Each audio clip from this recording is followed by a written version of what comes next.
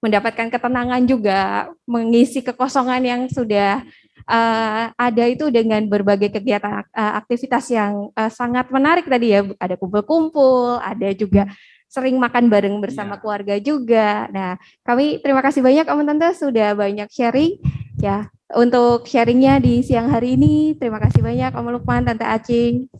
Terima kasih. Nah, Bapak Ibu semua, kita udah, oh ya boleh tepuk tangan dulu buat Om Lukman dan Tante Acing serta putri mereka yang hadir ya. Nah, Bapak Ibu semua, kita tadi sudah dengar dari sisi sharing keluarga, dari keluarga Om Lukman dan Tante Acing. Nah, kita akan dengarkan juga dari sisi psikologinya, gimana sih caranya ini ketika kita mengatasi kembali berdua lagi nih. Nah, ini sangat inputan-inputan ini juga bisa berguna ya bagi kita, baik kita ini kayak saya gitu ya, mungkin masih muda, tapi saya juga meninggalkan orang tua saya, mereka juga berdua sendiri di sana, lalu ataupun juga mungkin buat Bapak Ibu yang juga punya putra-putri sehingga tinggal di rumah tinggal berdua aja. Nah, saya akan bacakan dulu profil dari narasumber kita. Ya. Nah, kita akan mendengarkan pemaparan dari sisi psikologi oleh Ibu Friska. Ibu Friska Sofantila ini adalah psikolog, beliau adalah dosen di Fakultas Psikologi Ukrida, serta juga merupakan Kepala Pengembangan SDM di Ukrida. Nah, Bu Friska ini punya background education, beliau adalah sarjana psikologi, serta magister profesi psikologi Unika Atmajaya. Kemudian beliau punya bidang kekhususan profesi yaitu psikolog, industri, dan organisasi. Baik, tanpa berlama-lama lagi, saya berikan kesempatan kepada Bu Friska. Silakan Bu.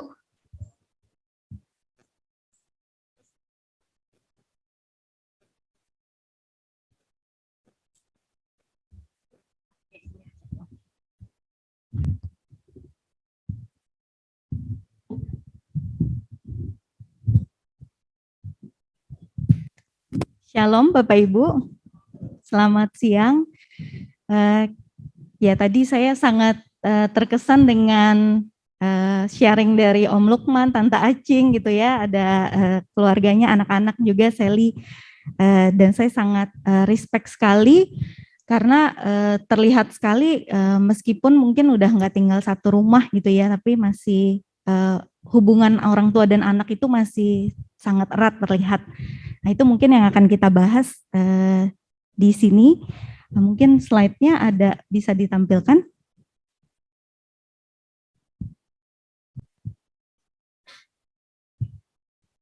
Ya, kembali berdua lagi. Nah, ini boleh di next saja langsung. Oke. Jadi kalau di psikologi istilahnya ini kita bilangnya sangkar sindrom sangkar kosong gitu ya. Jadi ibaratnya seperti burung, biasanya kan kalau burung itu punya anak menetas gitu ya di dalam sangkarnya, induknya itu kan setiap hari memberi makan burung-burung di dalam sangkarnya gitu kan, karena anak-anak bayinya ini di dalam sangkar tidak bisa mencari makan sendiri. Setiap hari induk burung pasti akan mencari makanan lalu bawa pulang ke dalam sangkar dan seterusnya sampai tiba nanti satu persatu anak-anak burungnya punya sayap. Dan mereka semua akhirnya terbang gitu ya keluar dari sangkarnya sampai pada akhirnya nanti anak burung yang terakhir bisa terbang dan keluar dari sangkarnya sampai sangkarnya itu kosong.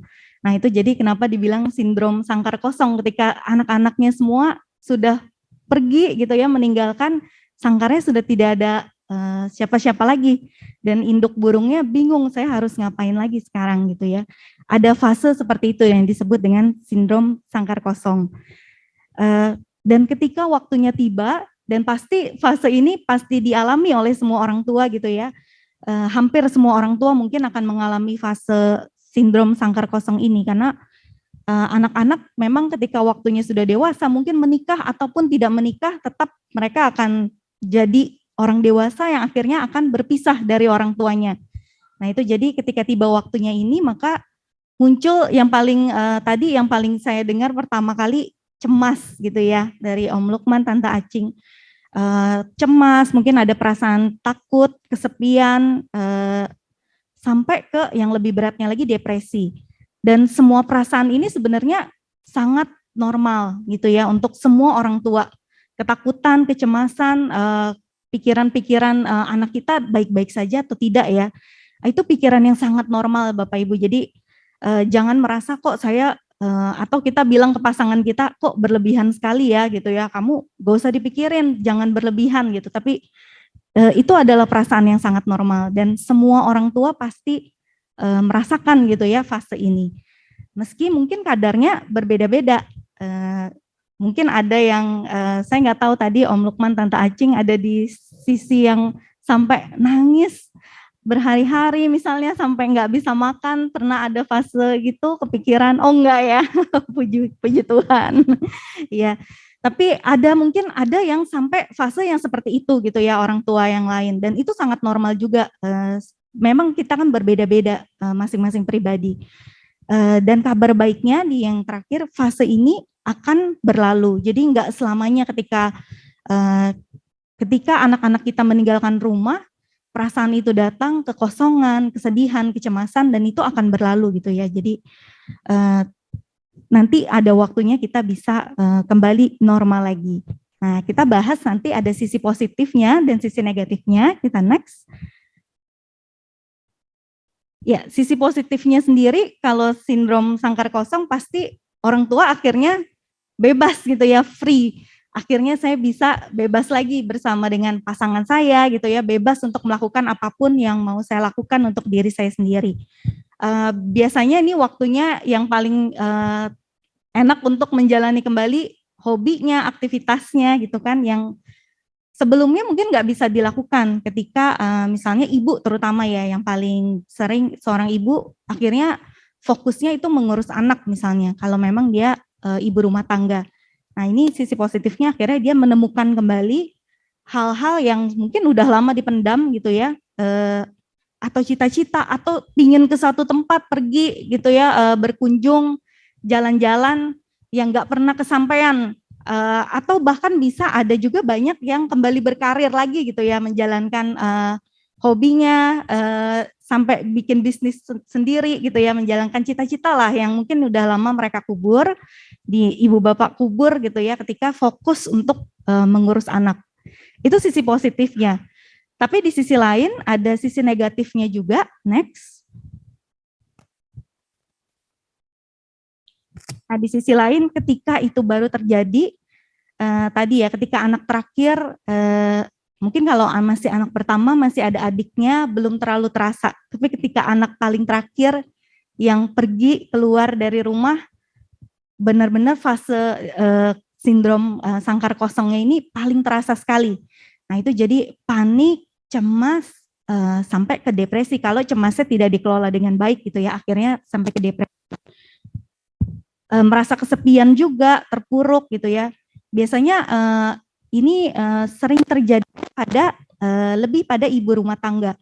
Karena ibu itu kan menghabiskan kegiatannya sehari-hari mengurus anak-anak mereka gitu. Mungkin kalau orang tua yang ayah lebih banyak rumah, lebih banyak aktivitas di luar. Nah itu jadi ketika anak-anak terakhir keluar, anak yang terakhir sudah keluar dari rumah, ibu yang paling terasa. Dan identitas mereka sebagai ibu, sebagai orang tua yang biasanya mengurus anak, dan kini tiba-tiba anaknya sudah tidak ada gitu ya. Jadi tadi apa ini yang saya, kalau tadi Tante Acing bilangnya yang harus saya tunggu lagi kalau sore siapa gitu ya. Biasa saya tunggu anak, saya siapkan makan, saya siapkan baju, misalnya saya rapikan kamar. Sekarang sudah nggak ada yang harus saya siapkan lagi. Pagi hari mungkin saya jadi bingung gitu ya. Biasanya saya sibuk masak, saya sibuk beres-beres dan sebagainya. Nah itu biasanya kebingungan identitas itu yang jadi buat terpuruk ya. Jadi saya nggak tahu harus siapa dan kita juga nggak tahu sebenarnya saya ini mau ngapain lagi setelah ini. Dan biasanya kalau ada fase di mana ketika suami sibuk misalnya dengan karirnya, dengan aktivitasnya sendiri, istri juga sibuk dengan aktivitasnya sendiri gitu ya. Dan hubungan suami istrinya mungkin kurang dijaga relasinya dengan erat. Nah pada fase sangkar kosong ini, sindrom ini ujiannya yang paling berat. Karena ketika tinggal berdua lagi gitu ya, nggak ada siapa-siapa lagi, nggak ada anak-anak, nah ini jadi bisa jadi timbul masalah. Kalau dari awal relasi hubungan suami dan istri, relasi kita dengan pasangan itu tidak dijaga.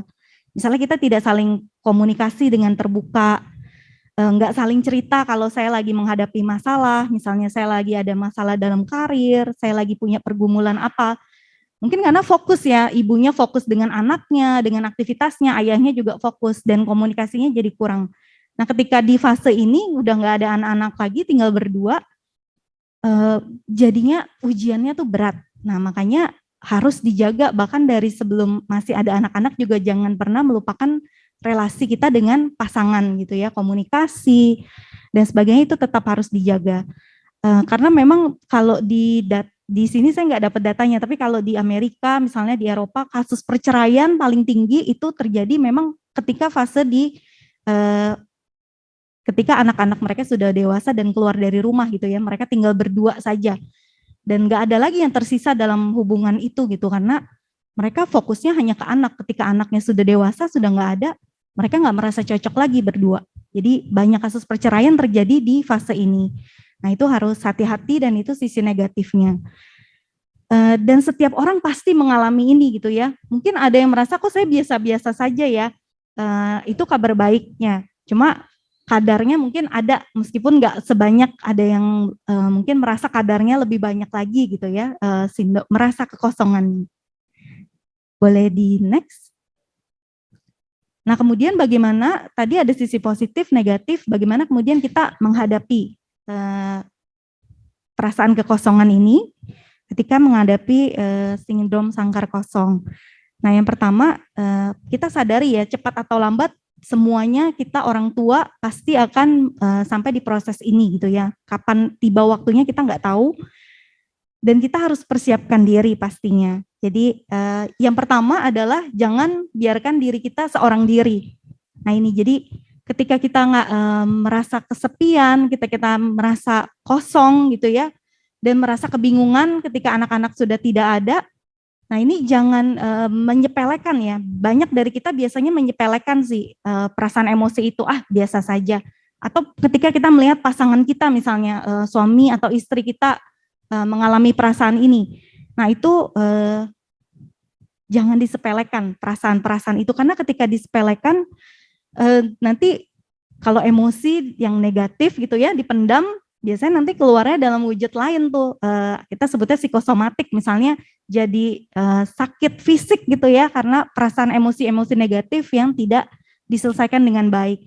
Nah itu jadi, atau malah nanti hubungannya dengan pasangan juga jadi renggang. Jadi sebaiknya memang dikomunikasikan, baik dengan pasangan, baik dengan orang-orang di sekitar. Tadi ada komunitas gitu ya, teman-teman, rekan-rekan dan yang mendukung. Nah itu support system. Jadi dibicarakan, di-sharingkan, misalnya kalau lagi merasa sepi ya jangan sendirian, misalnya cari kegiatan tadi, kumpul-kumpul bersama teman-teman, itu memang kegiatan yang sangat baik, yang sangat positif gitu ya. Tujuan utamanya adalah sebenarnya mengembalikan posisi kondisi mental orang tuanya itu supaya stabil lagi gitu ya. Jangan ada, kalau mental kita nggak stabil kan biasanya nanti berpengaruh ke fisik kita juga, jadi ada gangguan dan sebagainya. Nah itu jadi kita kembalikan keseimbangan itu lagi gitu ya. Yang tadinya kosong nggak ada aktivitas, kalau aktivitas utamanya misalnya adalah mengurus anak misalnya, nah itu harus diisi kekosongannya dengan kegiatan-kegiatan yang lain supaya kestabilannya tetap terjaga. Dan cara lain tadi misalnya buat jadwal untuk ketemu gitu ya, ada kumpul-kumpul keluarga tadi seperti keluarga Om Lukman, Tante Acing, tetap ada tradisinya dijaga kumpul. Misalnya ada setiap ada yang ulang tahun kita ketemu makan bareng dan sebagainya gitu ya, di kesempatan-kesempatan yang lain. Jadi tetap tradisi keluarganya dijaga supaya relasinya, artinya bukan anak keluar dari rumah tapi sudah tidak ada komunikasi lagi, sudah tidak ada hubungan lagi gitu ya antara orang tua dengan anak. Yang berikutnya, nah ini embrace the sadness. Jadi jangan menyepelekan perasaan tadi ya. Misalnya kita sedih pasti melihat anak-anak kita misalnya keluar dari rumah gitu ya, tadi ceritanya Om Lukman melihat packing bajunya, kamarnya kosong, itu membangkitkan lagi memori-memori gitu kan. Nah itu jangan diremehkan gitu ya, maksudnya itu perasaan yang sangat normal, itu perasaan yang sangat manusiawi. Dan biasanya ketika momen itu datang, bicarakan dengan pasangan gitu ya, supaya pasangan kita tahu apa yang sedang kita hadapi. Dan juga kalau kita nggak cerita, mana pasangan kita bisa bantu kita gitu ya. Mereka nggak tahu apa yang kita hadapi. Bisa bantu untuk bersama-sama. Dan tadi ya terakhir bergabung dengan komunitas. Jadi kalau kita sendirian biasanya tenggelam dengan kecemasan, dengan kesedihan dan sebagainya. Nah, itu berlarut-larut nanti gitu ya. Next. Nah, ini sekilas saja kalau dari hasil penelitian biasanya memang ibu yang paling dampaknya paling berat gitu ya kalau mengalami fase ini. Karena biasanya caretaker-nya yang mengurus anak-anak yang utama kan adalah ibu kan dibanding ayah. Tapi bisa jadi dalam kasus-kasus yang lain ayah juga yang berat gitu ya mengalami fase ini. Tapi ya secara umum karena ibu yang mengurus anak biasanya fase yang paling berat memang di ibu. Jadi yang ayah-ayah gitu ya, yang bapak-bapak kita harus jangan menyepelekan mungkin ya, jangan bilang aduh mama lebay banget misalnya. Itu memang fase yang berat untuk caretaker utama gitu ya, yang pengasuh utamanya untuk meninggalkan anak-anak mereka keluar dari rumah. Ada juga memang yang nggak mengalami fase ini sama sekali, maksudnya nggak terlalu sedih, nggak cemas, ada gitu ya. Mereka memang mungkin bisa mengisi kekosongan itu dengan kegiatan-kegiatan lain. Mungkin mereka sibuk dengan karir, ada ibu bapak yang sibuk dengan kegiatan yang lain, sehingga fase ini tidak dilewati dengan berat. Jadi itu semua normal. Kita perlu melihat gitu ya setiap masing-masing pasangan kita bagaimana kadarnya mereka, kita bantu mereka bisa melewati fase ini dengan baik. Berikutnya kita lihat sudut pandang anak. Nah ini sudut pandang anak ini yang menarik karena biasanya kalau di banyak kasus gitu ya yang negatifnya ketika anak-anak keluar dari rumah udah nggak tinggal bareng dengan orang tua, mungkin menikah, mungkin bekerja juga gitu ya, kalau yang belum menikah keluar dari rumah. Nah ini mereka sulit untuk tetap menjaga relasi yang sehat dengan orang tuanya dari sisi anak gitu ya, dan mereka nggak bisa lagi terkoneksi secara emosi dengan orang tua mereka. Dan apalagi kalau misalnya ada kutub, biasanya orang tua ada dua kutub ya, kutub yang terlalu mengatur, dominan gitu ya, sehingga ketika anaknya mau cerita, datang gitu ya, berkunjung ke rumah, terus dia cerita, oh kamu harusnya nggak boleh gini gitu ya, oh kamu harusnya begini, dinasehati. Nah itu buat anak jadi semakin lama semakin koneksinya semakin jauh gitu ya. Tapi di kutub yang lain mungkin yang membiarkan, terlalu membiarkan misalnya. Nah itu jadi kita juga harus pinter-pinter balance ya di tengah-tengah gitu ya. Bagaimana kita bisa mendengarkan anak-anak kita bisa paham pergumulan apa yang mereka alami meskipun mereka tertinggal jauh, terpisah dari kita. Tapi kita tetap paham pergumulan mereka apa dan kita dukung gitu ya. Mungkin ada banyak keputusan-keputusan atau tindakan dari anak-anak yang tidak kita setujui sebagai orang tua. Nah itu bukan dengan cara kita akhirnya menghukum atau memutuskan relasi kan dengan anak. Nah biasanya anak itu jadi relasinya makin jauh karena dia merasa tidak didukung dan sebagainya. Nah itu yang kita tidak inginkan gitu ya jadi orang tua. Jadi kita ingat nanti masing-masing anak kita ini juga orang dewasa yang lagi berproses gitu ya, sedang belajar untuk membangun kehidupan. Mereka juga anak-anak ini kan lagi belajar untuk membangun keluarga mereka, belajar untuk membangun identitas mereka, dan tugas orang tua sebenarnya mendukung, menghargai, dan tetap ada saat mereka dibutuhkan gitu ya. Meskipun mungkin tindakannya bertentangan dengan prinsip orang tua, tapi kita tetap ada di saat anak kita butuh, di saat mereka sedang kesusahan dan sebagainya, mereka paham kita tetap ada gitu ya di rumah, kita tetap orang tua mereka dan akan melakukan apapun untuk menolong anak-anak kita. Nah ini berikutnya, jadi tetap kita jalin relasi tadi yang sehat dengan anak, jadi bangun komunikasi yang baik, sharing, caring, but not overbearing. Jadi tetap peduli tapi jangan berlebihan gitu ya, karena mereka juga udah dewasa lagi. Nah ini poin yang terakhir, coba tetap untuk belajar menjadi pendengar yang baik. Kita belajar untuk memahami sudut pandang anak-anak kita, gitu ya, meskipun mungkin banyak yang nggak sesuai dengan keinginan kita, dan tugas kita tadi mendukung dan ada mendampingi mereka untuk terus berproses gitu ya sebagai orang dewasa. Di next. Oke. Nah, jadi ketika kembali berdua fasenya fase terakhir. Nah, ini di poin yang terakhir nih, kembali mengenali pasangan. Gitu ya. Setelah dulu pas pacaran kita kenal banget gitu ya, makanan kesukaannya, hobinya, film yang dia suka. Tapi ketika fokus mengurus anak kita udah nggak mengenali lagi, banyak gitu ya pasangan yang mulai tidak mengenali lagi pasangan mereka. Nah, jadi di fase ini adalah momen yang tepat di mana kita membangun kembali romantisme gitu ya, mengenal lagi pasangan kita yang mungkin nggak semudah dulu lagi, yang sudah termakan usia, yang sudah panjang perjalanannya. Nah ini momen yang paling tepat kita belajar lagi untuk mengenal pasangan kita. Itu sih. Yang terakhir, sepertinya nih slide terakhir, next ya. Nah ini, jadi sedih itu sementara, tapi keluarga itu selamanya. Jadi kesedihan ketika datang itu normal gitu ya, sangat normal dan akan hilang perlahan-lahan. Tidak ada kesedihan yang selamanya. Jadi meskipun sedih, meskipun cemas, meskipun takut, tapi kita ingat gitu ya, anak-anak kita ini, kita berbahagia sebagai orang tua, kita tetap berbahagia untuk mereka. Bersyukur juga untuk anak-anak kita, karena kita percaya gitu ya, mereka ini sudah siap untuk menghadapi dunia. Udah kita didik, sudah ibu bapak sudah mendidik gitu ya, anak-anak dengan baik, diberikan pendidikan, diberikan bekal dan sebagainya. Nah sekarang mereka butuh diberikan kepercayaan. Jadi percaya mereka akan mampu untuk menghadapi dunia, untuk menjadi diri mereka, untuk atas semua bekal dan didikan yang sudah kita berikan kepada mereka. Nah ini jadi poin terakhir mungkin sebelum saya tutup, ini saya sudah slide terakhir ya.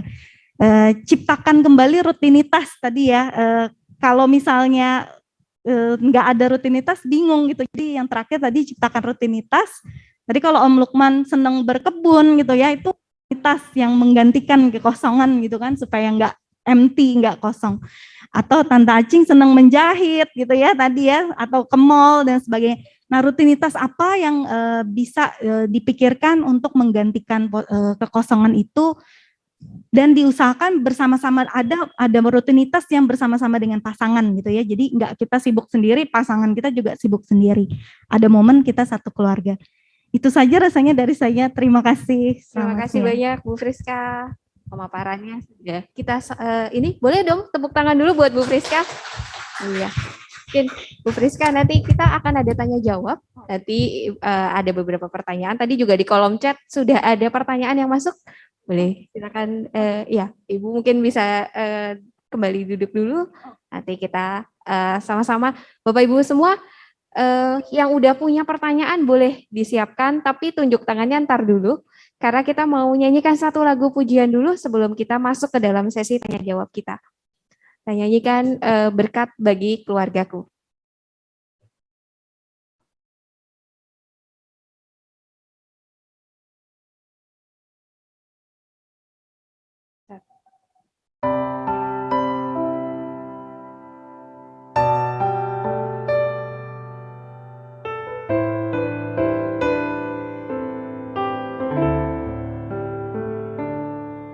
Kiranya Tuhan berkenan memberkati rumah keluargaku. Apa yang telah Tuhan berkati, diberkatilah untuk selamanya. Sebab Tuhan melindungi, Tuhan menyinari dengan wajah-Nya, memberi kasih karunia, damai sejahtera, Tuhan Yesus berkati.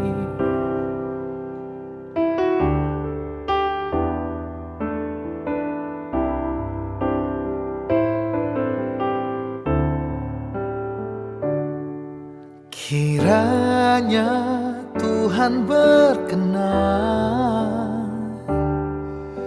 memberkati rumah keluargaku. Apa yang telah Tuhan berkati, diberkatilah untuk selamanya. Sebab Tuhan melindungi, Tuhan menyinari dengan wajah-Nya, memberi kasih karunia, damai sejahtera, Tuhan Yesus berkati. Oh, sebab Tuhan melindungi, Tuhan menyinari dengan wajah-Nya, memberi kasih karunia, damai sejahtera, Tuhan Yesus berkati. Memberi kasih karunia, damai sejahtera, Tuhan Yesus berkati. Iya. Baik, kita di kolom chat sudah ada satu pertanyaan nih Bu Friska. Bentar.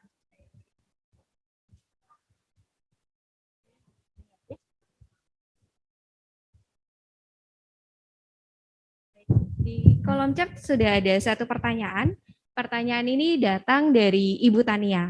Nah, Bu Tania ini menanyakan, jika orang tua semakin tua, mungkin salah satu sudah tidak ada, anak ada yang mengirimkan orang tuanya ke panti jompo. Nah, kalau seperti ini bagaimana nih tanggapan Bu Friska?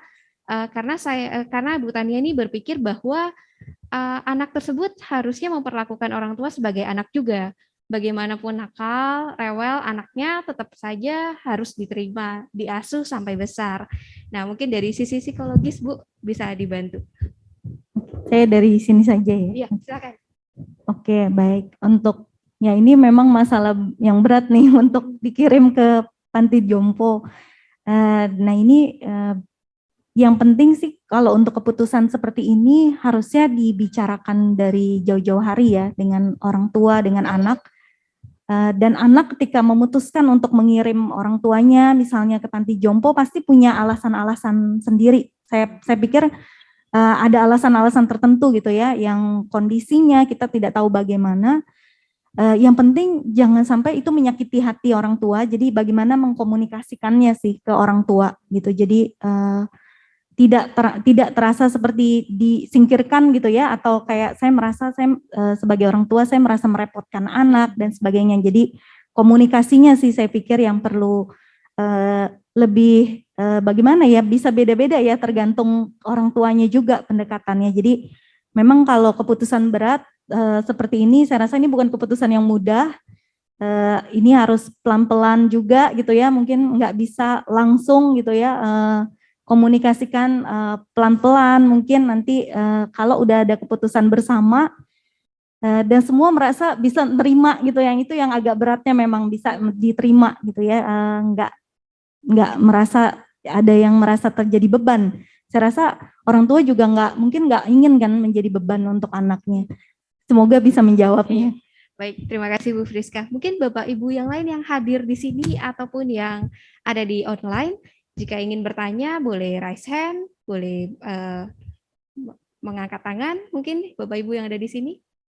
Sambil nunggu nih, mungkin Bu Friska, Bapak Ibu di sini masih berpikir ya, apa yang mau ditanyakan atau yang di online juga. Saya ada satu pertanyaan sih Bu Friska. Tadi pemaparan Bu Friska tuh menarik ya, bahwa Oh, itu kalau bisa jangan terlalu intervensi karena anaknya ini sedang dalam proses menjadi dewasa tadi ya, ada statement seperti itu.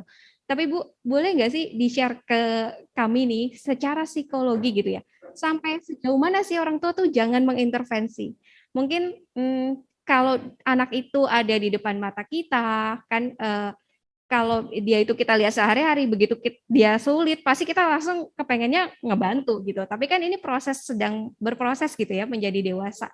Sampai sejauh mana sih orang tua tuh harus, aduh tahan diri dulu nih, jangan bantu dulu nih, karena mereka sedang berproses gitu. Oke, ya pertanyaan yang menarik. Ketika naluri tadi ya, naluri orang tua ini secara tidak sadar kita pasti kan ingin bantu anak terus gitu ya. Ketika anak kita susah, rasanya kita ingin ambil semua kesusahan anak buat kita gitu, rasanya seperti itu.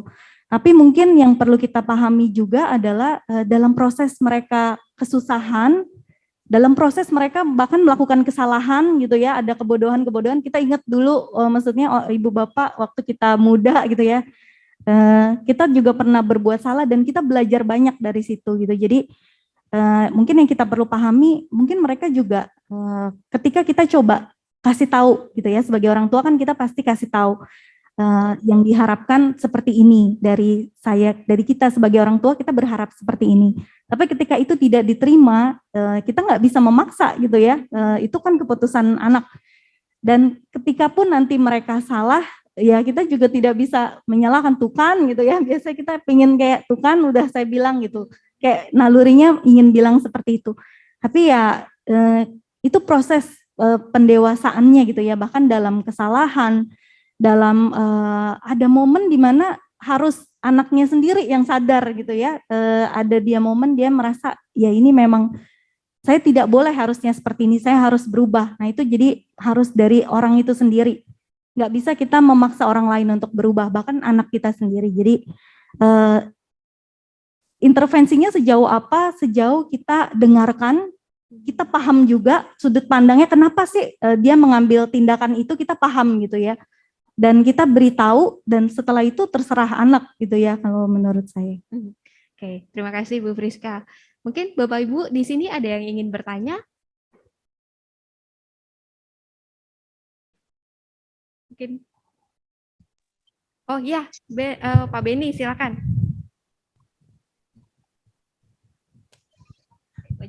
Mau nanya, kita kan di sini tadi belajarnya tentang apa ya, sebagai orang yang akan ditinggalin. Tapi saya ini sebagai orang yang baru married gitu ya, baru berapa tahun married gitu, pengen tahu nih kira-kira dari sisi orang tua yang ditinggalin tuh apa sih harapannya dari seorang mantu atau anak gitu, biar orang tua tuh nggak rasa kehilangan banget gitu. Saya sebenarnya kan tadi udah dijelasin juga ada beberapa kan, tapi pengen tahu dari Om Lukman, Tante Acing tuh kira-kira apa sih gitu kan tambahannya.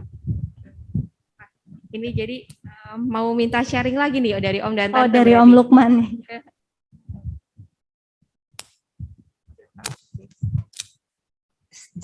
Kalau saya sih berharap kalau mantu tuh bisa sayang sama sayang sama istrinya gitu.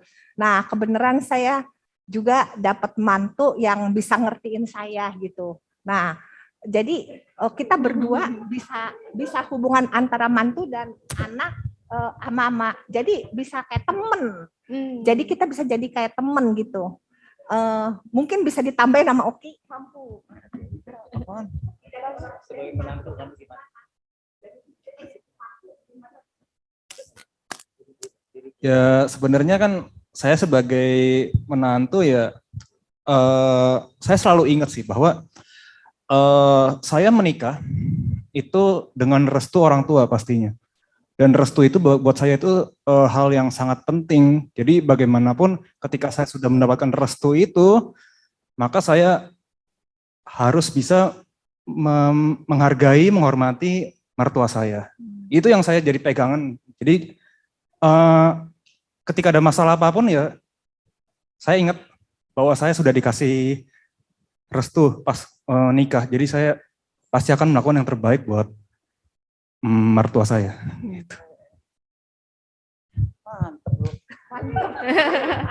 Wah, luar biasa. Terima kasih untuk sharingnya.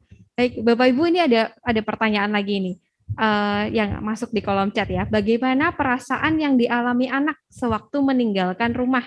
Mungkin ada yang bisa share nih selaku anak. Mungkin di sini siapa ya yang mau share ya? Adakah Bapak Ibu selaku anak-anak nih gimana nih rasanya sih waktu meninggalkan rumah? Siapa yang mau? Atau oh ya berarti Sally yang mau share. Boleh Sally share gimana pengalamannya? Gimana maaf? Jadi Tadi? pertanyaannya adalah gimana sih perasaan Sally waktu meninggalkan rumah? Nah, itu bisa share pengalamannya. Seneng. Gini, sebenarnya benar kata Bu Friska, semuanya itu sudah dibicarakan jauh-jauh hari. Jadi bukannya pas mau menikah baru diomongin semua perasaan gitu. Jadi emang dari dulu mama papa udah bilang, kalau kamu menikah kamu harus begini gitu. Harus keluar dari rumah, harus punya kerja sendiri. Pilihan itu pilihan kamu. Terus kita kan nggak bisa milih kita lahir di keluarga mana, kita nggak bisa milih keluarga kita mama papanya kayak gimana, tapi kita bisa memilih pasangan hidup kita. Jadi itu yang membuat bekal saya saat saya memutuskan untuk menikah, berarti saya keluar dari rumah ini gitu. Nah, kita tuh saking akrabnya, jadi tuh sebelum saya keluar dari rumah, kita tuh tidur satu ranjang. Bertiga gitu, karena Cici udah married, jadi terus aku bilang kan, Pah Mah kita tidur bareng ya, kayak gitu, selagi masa-masa pernikahan berlangsung gitu, hari H. Jadi sedih ada, tapi lebih kayak kesenang karena kan semua hal baru nih. Oke, jadi khawatirnya iya, takut keuangan, takut segala macam, tadinya yang bareng papa mama sekarang udah nggak ada gitu. Itu semua, tapi balik lagi, oke, kayak tadi burung mesti terbang nih. Oke, ini sekarang udah saatnya gitu, umur juga udah 30-an, mau sampai kapan gitu maksudnya. Ya dong, udah ada yang mau nikahin, ya wes lah gitu.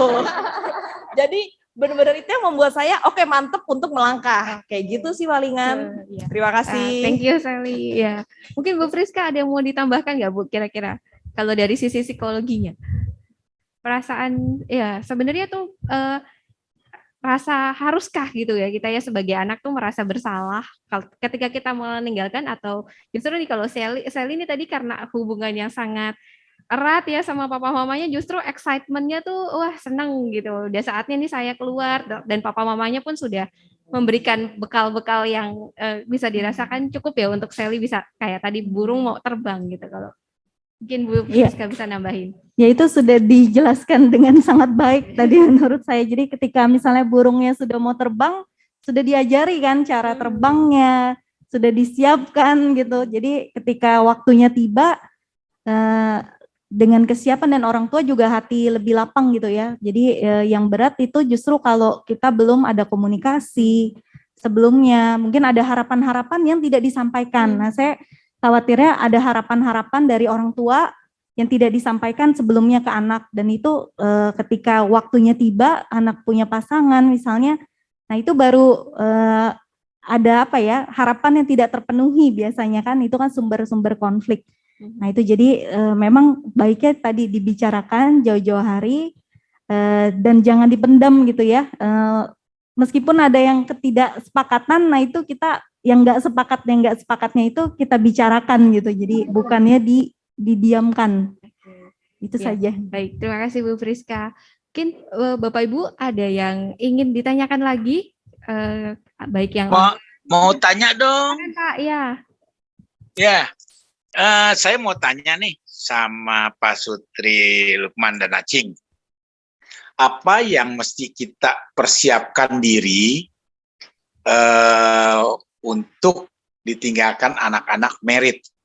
Sebab kan nggak semua orang bisa terima yang biasanya kumpul dengan anak-anak, terus mendadak tinggal hanya berdua dengan pasangan kita aja. Yang pasti kan pertama rumah pasti merasa sepi. Terus aktivitas begitu sore biasa ngumpul nggak ada, cuma berdua. Nah, itu yang saya mau tanyakan, apa rahasianya untuk menghadapi hal tersebut? Terima kasih. Terima kasih. Ya, mungkin langsung aja nih Om Tante. Ya, kalau saya ya dari kecil saya sudah kasih tahu. Jadi dari kecil, bukannya langsung tiba-tiba. Dari masa kecil kita udah tahu anak kita, kita kasih tahu kebutuhan dia itu apa. Kebutuhannya dia itu harus terpenuhi waktu menikah, bukan keinginannya. Jadi kebutuhannya. Seperti Sally misalnya. Sally nih, dia tuh butuh kebutuhan dia tuh yang dia biasa pakai, dia punya kebutuhan hari-hari, itu suruh dia hitung sendiri. Yang dia butuhkan itu balik-balik lagi ke yang paling dasar adalah dana. Kalau dia kebutuhan dana dia untuk diri dia belum cukup, terus dia menikah, babak belur, itu pasti orang tua pasti sedih. Nah, kalau dia udah tahu kebutuhan dia mengenali diri dia sendiri. Dari kecil saya udah ajarin, kenali diri sendiri, lalu pasangan kamu yang kamu mau apa, nanti udah sampai di titik di situ dia udah tahu kebutuhan dia apa, dan cocok pasangannya, dia pasti bahagia. Menurut aku ya. Itu tapi belum tentu cara saya cocok buat cara Bapak ini siapa nih. Iya. Gitu. Jadi dari Dirja, saya Dirja. Oh, Pak Dirja, ya Pak Dirja. Nah, dari kecil, saya udah dari kecil, dari kelas 5. Dia udah saya ajarin kenali diri sendiri kebutuhannya apa. Jangan kebutuhan dia A, dia cari pasangannya B. Nanti babak belur deh. Terima kasih. Ya. Semoga begitu. Mungkin Om ada tambahan nggak, Om? Makasih. Oke, Om, Ya, ada. Ya, Pak, Aku ada. terkadang gini. Maaf, aku tambah sedikit. Boleh, silakan Pak. Kan mungkin zaman kita dengan zaman anak-anak sekarang agak timpang ya, dalam arti agak beda gini. Kalau anak sekarang zamannya zaman instan. Seperti makanan apapun lebih ke instannya gitu kan, nggak ada apa yang sifatnya nggak ke proses lagi. Kalau zaman kita masih sebagai orang tua ini zaman masih mudanya zaman proses, dalam artian ada dana sekian ya semaksimal mungkin untuk kebutuhan itunya. Tapi kalau untuk yang anak sekarang ya boleh dibilang sedikit banyak mengandalkan orang tua. Terkadang kita kan terbebannya begitu meninggalkan apa yang perlu mereka persiapkan, kita kebanyakan was-wasnya gitu loh. Nah, yang untuk menghindarkan was-wasnya ini seperti tadi Ciacing bilang, kita didik dari kecil. Pembinaannya untuk mempersiapkan jati diri dia semaksimal mungkin. Sebab pasangan kan seperti Ciacing bilang, dari segi finansial juga untuk kehidupannya juga perlu. Jangan jadi beban, balik lagi ke orang tua, sedangkan mereka sudah berkeluarga. Nah, langkah-langkah itu apabila terjadi, apa yang harus dilakukan oleh orang tua? Terima kasih. Kalau sampai, maksudnya Pak Dirja ini adalah kalau sampai nih ya, ternyata tidak bisa mencukupi kebutuhan, dan akhirnya mereka kembali ke orang tua. Gitu ya, gimana? Benar ya. Mungkin saya mau nanya ke Bu Friska aja, Bu, mungkin ya. Mungkin kalau di keluarganya Om Lukman dan Tante Acing kan kebetulan semuanya nih sudah settle, ideal ya kondisinya. Mereka sudah banyak komunikasi dan lain-lain. Tapi kalau sampai nih terjadi nih Bu Friska kayak tadi yang ditanyakan Pak Dirja, udah dikomunikasikan, tapi ternyata terjadi mereka harus kembali nih ke orang tua karena tantangan dan ini. Bagaimana sih sikap yang harus dijalankan orang tua gitu? Ya, kalau di Asia sebenarnya malah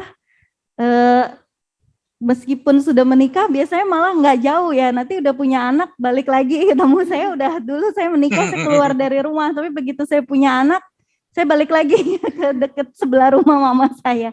Biasa orang Asia memang tipenya begitu gitu ya, entah bantu ngurus anak atau dan sebagainya. Jadi hubungan dengan kalau Barat kan umur 18 tahun benar-benar ya keluar dari rumah dan hampir nggak akan kembali lagi gitu budayanya. Jadi kalau di Asia memang rata-rata kita ada hubungan extended family kan, keluarga besar gitu, semakin besar semakin senang. Dan meskipun tinggal satu rumah gitu ya, misalnya ada orang tua, ada anak yang sudah menikah, ada pasangannya menantu gitu, tetap karena anak Lebih sudah suka ngumpul. berkeluarga, ya tetap ada batasannya sih menurut saya. Jadi tetap orang tua juga meskipun agak sulit ya, karena kan tinggal di rumah orang tua nih, untuk menetapkan batasannya biasanya agak sulit Om gitu. Jadi itu yang perlu didiskusikan gitu ya. Jadi dari sisi anak dan menantu juga harus respect gitu ya, tahu ini rumah orang tua, karena ini rumah orang tua maka kita harus ikut aturan orang tua.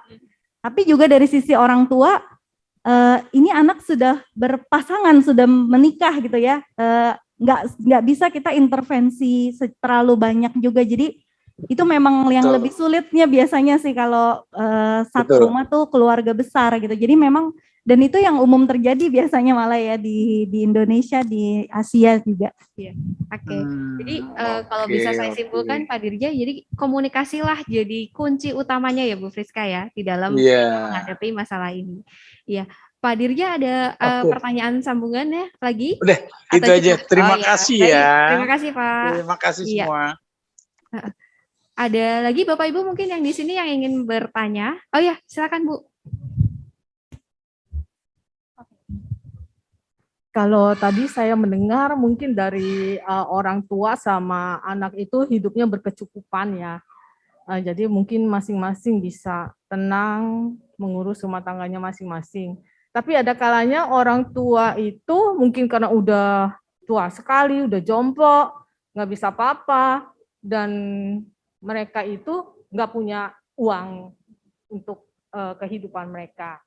Ya oleh karena itu mungkin juga anak-anak berpikir mungkin karena mereka sudah sakit-sakitan atau apa, dikirim aja ke panti jompo. Nah, ada juga orang tua yang mungkin sudah memberikan hartanya semua untuk anak-anaknya, kemudian mereka disia-siakan sama anak-anak mereka. Dan saya juga pernah tahu dan mendengar ada orang tua seperti itu, sampai mereka itu benar-benar tidak diurus anaknya lagi, sehingga harus pergi ke teman-temannya atau apa. Nah, yang saya tanyakan untuk Bu Friska, bagaimana caranya agar anak juga bisa memberi perhatian ke orang tua, mungkin juga karena waktu nggak sempat atau apa, tapi seenggak-enggaknya bisa memberikan kecukupan lah untuk orang tuanya, untuk makannya, untuk apanya, mungkin juga uang bulanan seperti itu. Tapi juga kan mungkin orang tua sungkan minta-minta begitu. Jadi apa yang harus dilakukan orang tuanya, sedangkan mungkin orang tuanya nggak enak hati sama anaknya, mesti minta ini, minta itu. Apakah dari awal itu harus diberitahukan atau mungkin ada keterbukaan, bagaimana begitu? Terima kasih. Ya, saya langsung menjawab. Silakan Bu.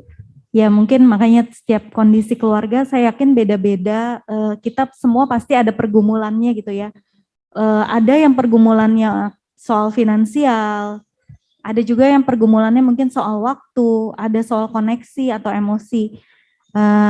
Kalau misalnya tadi masalahnya memang di finansial, saya rasa ya kalau dari jauh-jauh hari, tadi ya kalau dari sisi ketika itu sudah berpisah kan biasanya relasinya agak renggang nih. Nah supaya nggak renggang meskipun sudah berpisah harus tetap dijaga relasinya dulu.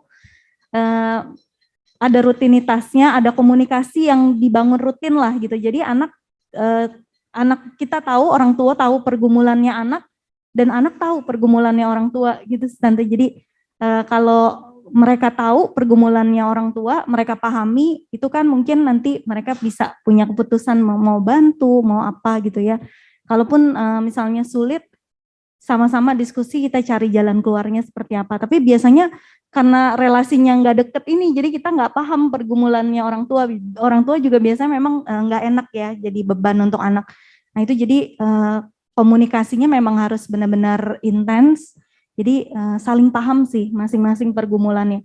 Biasanya kita juga tadi ya kalau ketika baru menikah itu kan seneng gitu ya, pasangan suami istri euforianya gitu, oh punya rumah baru gitu, mungkin meskipun kecil tapi punya rumah baru tuh menyenangkan gitu kan, banyak hal baru dia excited, tapi lupa sama orang tuanya yang ditinggalkan di rumah gitu. Itu ada momen saya juga sempat momen seperti itu, oh mama mungkin nanti kalau mama pernah sampai sakit gitu kan, papa jadi sampai apa, jadi saya kaget juga, oh ya gitu ya, jadi orang tua di situ makanya lebih sering main ke rumah misalnya gitu. Jadi memang komunikasi balik lagi ya jadinya memang karena kalau kita nggak ada komunikasi, nggak ada kedekatan, kita nggak tahu pergumulannya gitu. Jadi apa yang dirasakan, yang saat itu sedang digumulkan oleh orang tua, apa yang saat itu anak kita sedang gumulkan, mungkin bukan anaknya nggak mau datang ya, atau nggak mau bantu, tapi mungkin dia juga lagi punya permasalahannya sendiri. Nah itu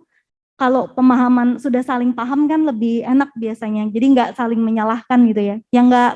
Yang saling menyalahkan biasanya kalau ekspektasinya kita nggak ketemu, saya berharap anak saya demikian, saya berharap orang tua saya demikian, tapi tidak disampaikan. Nah, jadi kecewa biasanya gitu kan. Semoga terjawab. Bagaimana Tante? Sudah terjawab? Sudah. Jadi kembali lagi ke ekspektasinya harus tersampaikan ya Bu ya. Gimana kita bisa menyampaikan masing-masing pergumulan yang dihadapi, jadi dua-duanya bisa ketemu nih dalam satu titik, jadi semuanya bisa paham ya. Makasih ya Bu Friska. Baik Bapak Ibu, apakah ada lagi yang ingin ditanyakan? Oh ya Pak, silakan.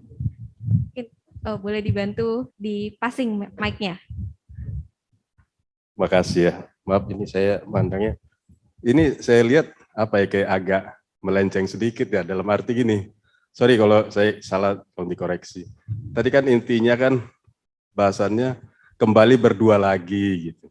Jadi yang mau dibahas itu bagaimana perasaan kita kalau kita kembali lagi berdua dan ditinggal anak-anak gitu loh. Jadi anak-anak itu jangan jadi pokok bahasan lagi. Berdua ini bagaimana gitu. Pagi siang malam, pagi siang sore malam ketemu, lu lagi gitu. Antara suami ke istri, istri ke suami gitu. Bagaimana menyikapinya kan gitu. Terus apa yang direncanakan atas berdua ini gitu. Ya tanpa anak-anak enggak usah juga dibahas gitu. Apa yang mau kita siapkan gitu. Apakah kita berdua mengadakan misalnya sering belanja bareng tuh saling mengenal lagi gitu kan. Selama ini kan banyak permasalahan anak aja gitu Mas. Nah, begitu kita berdua ya kembali permasalahan berdua lagi kayak orang pacaran lagi kan gitu. Intinya itu Mas, saya agak terusik tadi, ini kayak agak melenceng dikit gitu. Iya. Jadi intinya itu bagaimana kita menyikapi kalau kita sudah kembali lagi berdua seperti orang pacaran gitu. Kira-kira begitu. Ya. Iya, makasih Pak. Makasih Pak ya. Iya. Mungkin mau ditanggapi nggak Bu? Iya. Silakan. Iya benar. Iya benar. Jadi makanya ketika sibuk mengurus anak biasanya kita udah lupa benar-benar gitu ya sama pasangan, dan romantismenya udah nggak ada gitu. Jadi itu yang biasanya membuat fasenya udah anak nggak ada, kosong dan semakin kesepian karena kita nggak deket lagi dengan pasangan gitu kan biasanya yang paling sulit. Jadi ketika meskipun anak masih ada diusahakan tetap hubungannya dengan suami istri romantismenya gitu ya, entah mau berkencan lah dan sebagainya, itu memang tetap harus ada supaya nggak kaget dan nggak berat menghadapi fase nanti yang waktu sangkar kosong gitu ya kira-kira. Terima kasih ya Om. Oke, makasih Pak. Mungkin atau Tante dan Om mau share juga nggak bagaimana sih cara menghidupkan kembali romantisme nih? Kalau tadi disampaikan romantisme, gimana cara biar romantis lagi gitu Tante Om? Boleh di-share. Kalau saya emang tapi gak bisa romantis kayak pacaran. Cuman seenggaknya kayak ada masalah suami saya suruh belajar curhat. Susah banget laki curhat. Kayak kemarin aja sebelum kesini kita berantem dulu karena kemarin kan mau betulin rumah di Serpong. Nah itu jam 10 dia lagi tiduran. Biasa kan kalau berdua udah nggak ada apa-apa ya, tidur, bangun, makan, tidur gitu. Terus kan mau ke sini jadi nggak bisa ke kebun desa dong. Jadi saya bilang di rumah Serpong itu ada flash yang rusak. Apa kita ke sono yuk, panggil tukang, kita ke sana. Dia langsung jawab apa? Wah, saya langsung marah. Ngapain cari tukang? Saya lagi persiapan untuk sharing besok, saya bilang. Jadi saya itu ada rasa tanggung jawab dong. Saya konsentrasi ke sharing. Acing mau panggil tukang. Nah, terus saya, kalau kamu kok marah sih jawabnya gitu kan? Ya udah, kalau nggak mau ya udah gitu, nggak apa-apa. Nah, sudah baru setengah jam kemudian dia bangun tuh, dia pergi kemana bangun. Ayo sekarang kita berangkat ke Serpong. Nah, lelaki tuh nggak tahu laki atau tahu cuman suami saya. Kalau nanya apa selalu menolak dulu, menolak tidak mau. Nanti udah 1 jam baru. Nah itu karena kayak begini kita belajar curhat. Dia bisa ngomong, tadi gue baru bangun tidur, bingung. Nah akhirnya jadi baik lagi, gitu loh. Jadi kita kayak ada kecil berantem baik begitulah. Baju seragam. Kayak kita nih pakai baju seragam nih. Iya. Ini bukan Romi dan Yuli, enggak. Cuman buat keren-kerenan doang. Tetap sih berantem ada kesalahpahaman. Tapi intinya adalah kita mau curhat. Itu yang bikin pas dia curhat, kita langsung bukan kita ya, saya langsung iya dia begini gitu. Jadi kita akhirnya bisa ngertiin gitu. Nah gitu. Terima kasih. Ya makasih ya Om Tante. Jadi balik lagi loh dari tadi kita ngobrol balik lagi ke arah komunikasi lagi, termasuk menumbuhkan romantisme pun dengan cara komunikasi, dengan cara curhat tadi. Nah, Bapak Ibu, apakah masih ada yang ingin ditanyakan?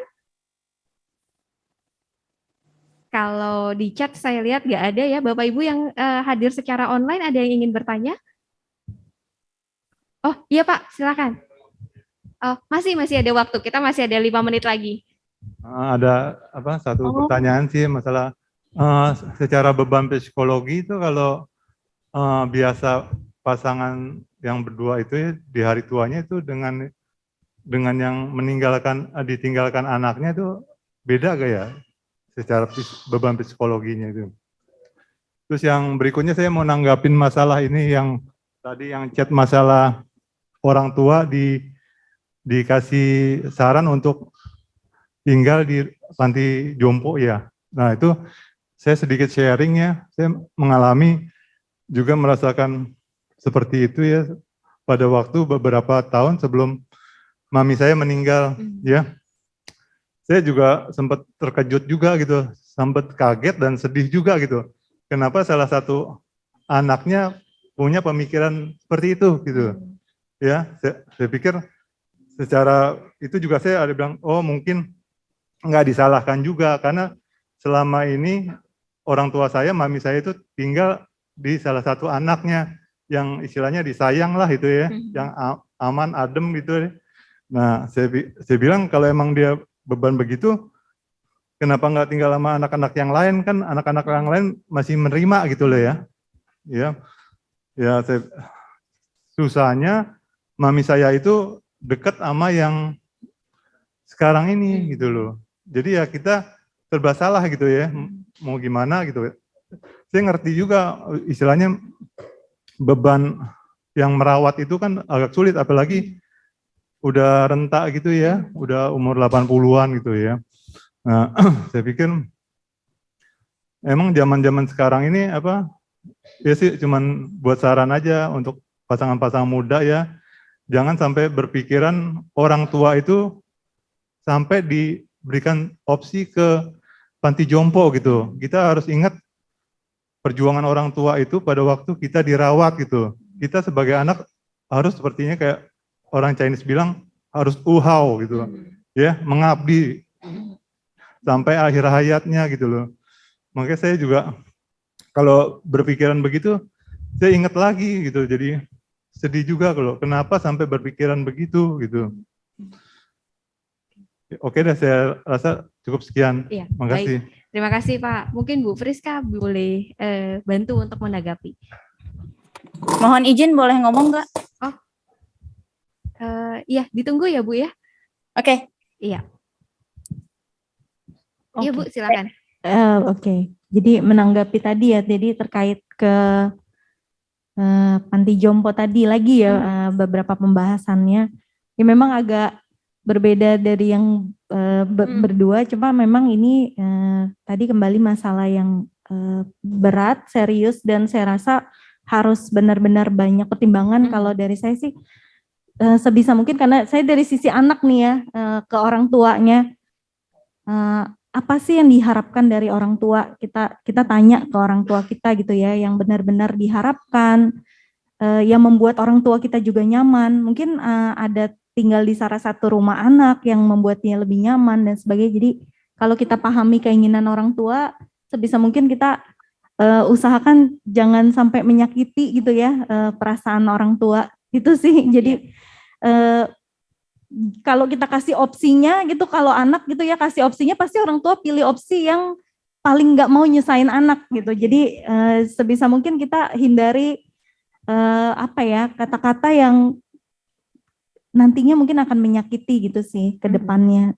Jadi sisi anak mungkin itu ya. Iya, makasih Ibu Friska. Mungkin Bu, satu pertanyaan tadi terakhir dari Ibu siapa ya Bu, maaf? Saya Susan. Oh iya, silakan Bu. Bukan mau bertanya, mau menanggapi, kan ini tentang kembali berdua, ya kan? Memang benar kata Ibu Acing dan Pak Lukman, kalau kita tuh harus mempersiapkan anak dan mempersiapkan diri kita juga sebagai orang tua. Saya sama suami sudah mempersiapkan diri karena berpatokan pada firman Tuhan kalau kita akan kembali berdua lagi gitu loh. Maksudnya gini, anak-anak itu kan anugerah dari Tuhan. Anak-anak itu adalah satu kebahagiaan buat kita yang gimana ya, nggak bisa diungkapkan lah. Pokoknya itu karena kasih karunia Tuhan, karena anugerah Tuhan kita mendapatkan anak-anak itu ada sekeliling kita. Benar juga kata anak kita Sally, Nana, kalau anak-anak itu nggak bisa milih saya mau orang tua siapa, saya kemana gitu. Tapi akhirnya kita akan harus menyadarkan diri sendiri kalau kita akan kembali berdua dan akan kembali berpasangan lagi gitu loh. Jadi anak-anak kita kasih kebebasan untuk mengembangkan diri sendiri dan keluarga mereka sendiri dengan segala permasalahan dan juga dengan segala kesusahan dan apapun itu kesenangan mereka gitu loh. Jadi saya sama suami selalu berpegangan pada firman Tuhan. Kalau anak-anak itu akan pergi meninggalkan kita, apalagi anak laki-laki, gitu loh. Itu aja. Jadi dan satu lagi dengan masalah apa tadi ya, panti jompo. Kalau untuk saya, untuk kami berdua, kami berusaha untuk tidak menyusahkan anak-anak, gitu kan. Dan saya juga udah pesan kepada anak-anak, kalau papi meninggal atau saya atau siapapun yang meninggal, tolong saya dikirim ke panti jompo, karena di situ banyak orang-orang yang seumuran dengan saya dan saya bisa bertukar pikiran dan saya bisa bersenda gurau dengan mereka. Kalau ikut anak-anak, seringkali kita kelas karena nggak nyambung ya ngomongnya ya. Anak ngomong kemana, mantu ngomong kemana, kita maunya apa, nanti kalau nggak mengerti satu sama lain jadi marah, jadi kelas, jadi panjang. Biasanya kan kalau orang udah tua kan sensi ya. Kalau ada penyakit darah tinggi atau penyakit apa. Jadi dikit-dikit, oh iya saya nyusahin kamu ya. Oh saya begini, enggak. Untuk itu kita usahakan untuk tidak terjadi gitu loh. Itu aja Iya, terima kasih. Saya harus mempersiapkan diri. Itu tadi pegangan saya firman Tuhan dan juga ya mohon maaf kalau saya harus bicara seperti gini loh. Kita harus siap dengan financial kita, dengan keuangan kita sendiri gitu kan. Memang ada beberapa saudara kita yang tidak bisa memenuhi itu semua, tapi kita berusaha untuk tidak menyusahkan anak dan mantu gitu. Kalau nggak memungkinkan ya kita harus terima gitu loh. Dan saya sama suami selalu menyediakan waktu untuk berdua untuk bicara untuk berbicara apa nih, gimana nih, ini anak kita sama mantu kita nih begini nih, begitu ya, kita cuma bisa berdoa supaya Tuhan memimpin mereka berdua untuk keluar dari permasalahan, atau kita berdoa untuk mereka berdua sehingga mereka tidak tidak mengalami kesulitan yang bagaimana gitu. Kita berdoa untuk kebahagiaan mereka, untuk pekerjaan mereka, supaya Tuhan tambahkan hikmat bijaksana kepada mereka sehingga mereka boleh bisa menyelesaikan pekerjaan-pekerjaan mereka dan mereka boleh berjalan di dalam jalannya Tuhan. Itu aja. Terima kasih untuk Terima kesempatan. kasih banyak Bu untuk sharingnya. Baik Bapak Ibu, nggak kerasa sekarang kita sudah di jam 2 kurang 5 menit. Nah, ini kita akan mendapatkan sebuah kesimpulan nih dari tadi ya, bincang-bincang kita. Kita udah dengar dari sisi psikologinya. Nah, sekarang kita mau dengar dari sisi Alkitabnya nih, dari Pak Suta. Kami mohon Pak, untuk Bapak bisa hadir di depan sini untuk menyampaikan kepada kami kesimpulannya.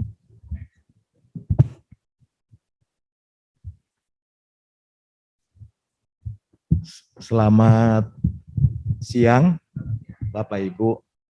Terima kasih buat sharing Pak Lukman dan Ibu Acing yang sangat menyentuh hati kita. Dan juga terima kasih sharing Sally dan Oki ya, yang tentu sangat memberkati kita. Dan juga terima kasih kepada Ibu Friska ya, yang boleh membagikan pengetahuannya dan juga pengalamannya yang tentu banyak berguna bagi kita semua. Nah, saya akan menyimpulkan ya percakapan kita dari awal sampai akhir. Jadi pertama-tama menikah itu kalau kita melihat di dalam Alkitab, kesiapan laki-laki dan perempuan meninggalkan orang tua ya. Walaupun bunyinya dalam Alkitab itu hanya laki-laki meninggalkan orang tua, tetapi kita mesti memahami laki-laki dan perempuan. Kenapa mesti memahami laki-laki dan perempuan? Sebab Alkitab ditulis dalam masyarakat patriarkat. Dalam masyarakat patriarkat itu perempuan lebih dulu meninggalkan orang tuanya oleh karena sistem ya. Nah, jadi Alkitab hanya menuntut laki-laki. Tetapi kita mesti membacanya laki-laki dan perempuan, sebab perempuan sudah dituntut oleh sistem meninggalkan orang tuanya. Jadi pada hakikatnya menikah itu adalah kesiapan dari anak-anak untuk meninggalkan orang tua dan kesiapan orang tua untuk ditinggalkan. Yang menjadi persoalan dalam hidup pernikahan adalah ketika anak-anak tidak siap meninggalkan orang tuanya, dia tergantung terus, atau orang tua tidak siap ditinggalkan oleh anak-anak. Karena rasa kehilangan yang terjadi yang tadi Ibu Friska sampaikan itu adalah normal ya, sedih, panik, cemas, depresi itu normal, sangat manusiawi. Nah, tetapi kalau yang sangat manusiawi itu tidak dikelola dengan baik ya, lalu muncullah persoalan-persoalan nanti internal terhadap jiwa kita, atau mungkin juga kecemasan-kecemasan itu bisa membuat kita secara tidak langsung mengintervensi ya, mengganggu privasi anak-anak untuk membangun kehidupan rumah tangganya. Jadi pertama-tama saya hanya menegaskan apa yang menjadi pandangan Alkitab, menikah adalah kesiapan anak-anak meninggalkan orang tua dan kesiapan orang tua ditinggalkan. Nah, dalam sesi ini kita membicarakan soal orang tuanya yang ditinggalkan. Ya, tadi menjadi pokok inti dari pembahasan kita. Nah, walaupun pokok intinya adalah orang tua yang ditinggalkan, namanya Ibu Friska mengatakan ini kita orang Asia ya, biarpun udah ditinggalkan ya, yang ditinggalkannya masih datang-datang minta bantuan. Dan yang diminta bantuan juga senang-senang saja ke membantunya, itu tipikal orang Asia. Ya. Jadi saya menyimpulkan bahwa ditinggalkan anak-anak bukan sesuatu yang mudah ya. Pak Lukman itu kalau nggak ada kita tadi nangis tadi ya, cuma ditahan-tahan tadi. Tidak mudah ya, baik ayah maupun ibu tidak mudah. Ya. Apalagi kalau secara emosional ya kita ada mengalami pergumulan, kita berjuang tidak mudah. Nah, kehilangan karena relasi yang dekat tiba-tiba jauh. Nah, oleh karena itu tentu secara emosional kita kan orang tua tidak bisa mencampuri, nah tetapi tentu perlu bagaimana komunikasi antara anak dan orang tua tidak terputus. Itu yang dari percakapan-percakapan yang kita lakukan. Nah, kecemasan itu bisa banyak ya. Ada kecemasan finansial, ada juga kecemasan apakah anakku bahagia enggak, gitu kan. Apakah suaminya atau istrinya mencintai, tidak. Nah, kecemasan akan berlebihan mungkin kalau cara dia mengasihi tidak sama dengan cara kita mengasihi. Nah, disinilah orang tua mesti siap ya, bahwa cara kita mengasihi dengan cara pasangannya mengasihi beda, tidak sama. Yaitu rezekinya, ya, kesiapan. Nah, bagaimana kalau ada kegalauan-kegalauan, tadi Ibu Friska memberikan saran untuk mengkomunikasikan ya kepada pasangan. Kecemasan-kecemasan jangan dianggap sepele, kesedihan, rasa sepi dikomunikasikan, dan juga perlu komunitas. Apakah dengan orang-orang yang bernasib sama ditinggalkan anak-anaknya, lalu kemudian saling sharing, tentu sharing yang meneguhkan dan menguatkan ya, bukan sharing yang memanas-manasi. Ya. Nah, itu yang mungkin diperlukan.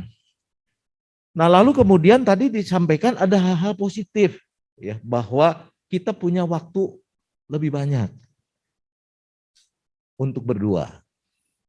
Nah, tentu untuk hal yang positif ini gereja sangat bersyukur, berarti Bapak Ibu yang ditinggalkan anak-anak bisa melayani dengan lebih banyak ya. Kita kalau tiap kali pemilihan penatua kurang nih, wah mesti cari-cari nih yang baru ditinggalkan anak-anak.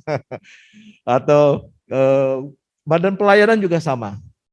Jadi bagaimana kita mengisi waktu kita dengan tadi hal-hal positif ya, ada bercocok tanam yang disukai, atau mungkin membantu ya beban anak-anak sejauh kita bisa gitu dan diperlukan.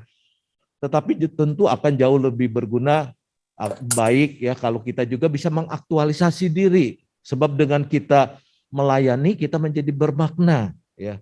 Nah, menjadi bermakna itu adalah sebenarnya kebutuhan spiritual ya.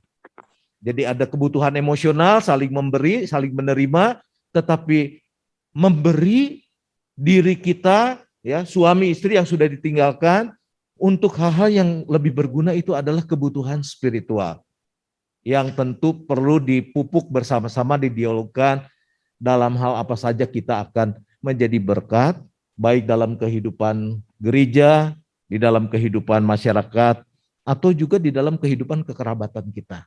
Itu akan menjadi sesuatu yang penting.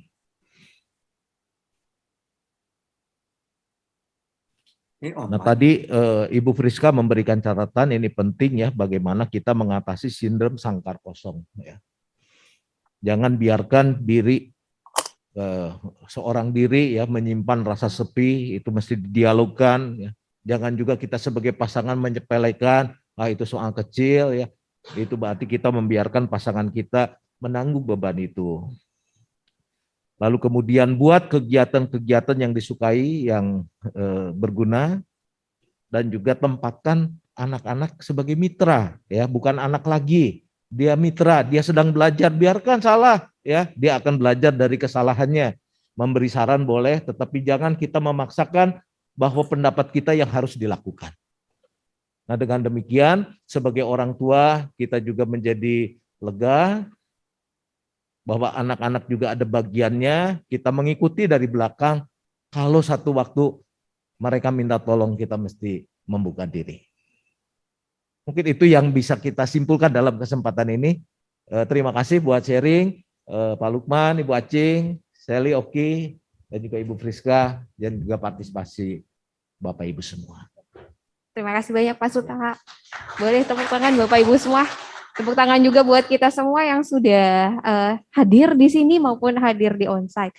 Nah, sebelum kita tutup, mungkin dari ada beberapa pengumuman yang akan disampaikan. Boleh dibantu di-share?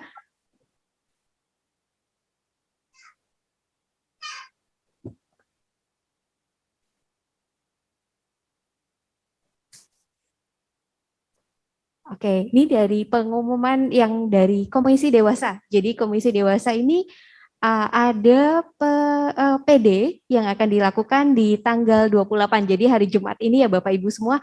Nanti temanya adalah membangun keluarga yang tangguh dengan pembicara Ibu Mary Malau. Nah, Bapak Ibu bisa hadir di waktu tersebut melalui live ya, live Instagram di sini ya tertulisnya ya. Baik. Nah, ada satu pengumuman lagi, kami dari komunitas Dewasa Muda mengundang Bapak Ibu semua untuk ikut bersekutu bersama dengan kami di Persekutuan Bareng Kodam atau Barkot. Kita akan lakukan di tanggal 11 November dengan tema Open the Eyes of My Heart. Nah, baik, itu saja pengumuman dari kami. Sebelum kita tutup, Ibu Ana akan memberikan kenang-kenangan untuk narasumber kita, Ibu Friska. Mungkin Ibu boleh sama-sama maju ke depan.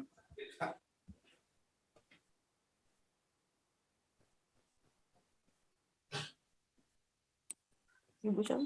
Nggak tahu mana. Ya, terima kasih banyak. Boleh tepuk tangan Bapak Ibu. Ya. Oh, kepada Om Lukman dan Tante Acing juga ada kenang-kenangan yang ingin disampaikan. Wah, Omnya kemana ya? Tante aja dia, Tante.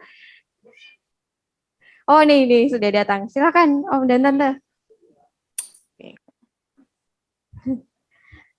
Ada kenang-kenangan yang ingin disampaikan lewat Ibu Ana. Baik. Tepuk tangan dong Bapak Ibu semua. Iya. Terima kasih banyak. Oke. Ya, baik Bapak Ibu, tibalah saat kita akan menutup acara ini. Bapak Penatua Antoni akan menutup acara kita di dalam doa. Silakan Pak.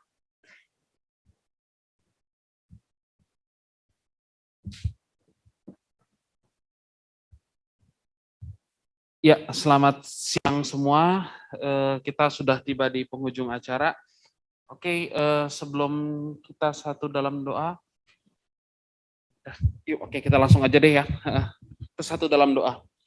Tuhan Allah Bapa kami yang bertahta dalam kerajaan surga, selamat siang ya Tuhan. Terima kasih ya Tuhan kalau pada siang hari ini kami tetap masih diberikan kesempatan untuk bersama-sama berkumpul, untuk tadi kami juga sudah mendengarkan pemaparan dari Ibu Friska Soplantila dan juga kami mendengarkan sharing dari Pak Sutri Lukman Acing ya Tuhan tentang kehidupan kembali berdua lagi ya Tuhan. Tuhan Yesus, kalau nanti pada saatnya nanti kami akan kembali berdua lagi ya Tuhan, kami juga pasti salah satunya akan kembali berdua lagi bersama dengan pasangan kami. Ya Tuhan, biarlah Engkau mau terus persiapkan kami dari saat ini ya Tuhan, agar kami pada saatnya nanti tiba, biarlah kami boleh siap dengan apa yang kami akan hadapi ya Tuhan ke depannya. Tuhan, kalau sebentar kami juga akan berpisah satu dengan yang lainnya, kiranya Kau mau pimpin kami di kesempatan atau di aktivitas kami selanjutnya. Hanya kepadamu saja ya Tuhan, kami sudah berdoa dan mengucap syukur. Haleluya. Amin. Baik Bapak Ibu, sebelum kita benar-benar mengakhiri, Bapak Ibu boleh bantu dibuka kameranya.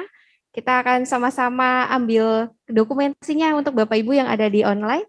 Silakan Bapak Ibu semua. Boleh dibantu? Mungkin Pak Kelvin. Oke, baik. Pak, masih banyak yang belum buka kamera nih Bapak Ibu. Silakan dibuka dulu kameranya. Baik, kita mulai ya. Mungkin langsung 1, 2, 3. Ya, sudah dapat Pak? Oke, mantap. Baik, Bapak Ibu, terima kasih banyak untuk kehadirannya, baik secara onsite maupun secara online. Kita akan bertemu mungkin ya di waktu-waktu mendatang. Terima kasih banyak. Tuhan Yesus memberkati kita semua. Terima kasih semua.